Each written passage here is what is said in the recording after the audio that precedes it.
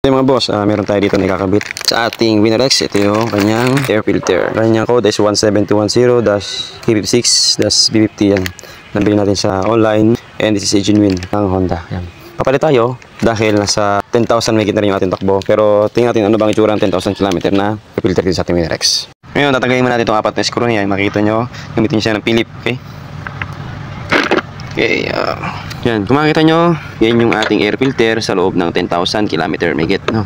Yan, sa tingin nyo, dapat bang magpalit na or hindi pa papalit ka? Pero depende pa rin sa atin yan. Gusto natin palitan itong ganitong kadumi na air filter. Pero sa akin, dahil meron mo na pampalit, papalitan ko na siya. Pero nakadepende yan sa lugar ninyo. Ang lugar ninyo naman ay isang lugar na syudad, malinis. Pero kung kapag ang lugar nyo nasa city, siguradong madumi yan. Lalo pag lagi nyo ginagamit or daily, lalo nyo sa mga iglalamove, yan, mga nag-rides.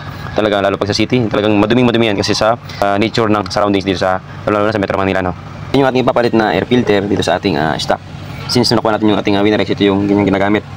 Basa ko rin sa nilang manual is hindi to washable mga boss, ha. Pero meron na bibiling washable, pero ito hindi to washable, kaya ito ay washable ito, hindi to pwedeng washable.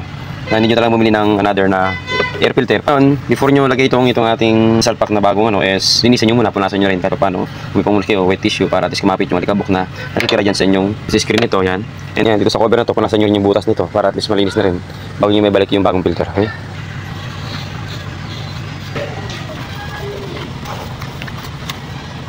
Tignan natin na punasan yung natin itong ating air filter. Yan.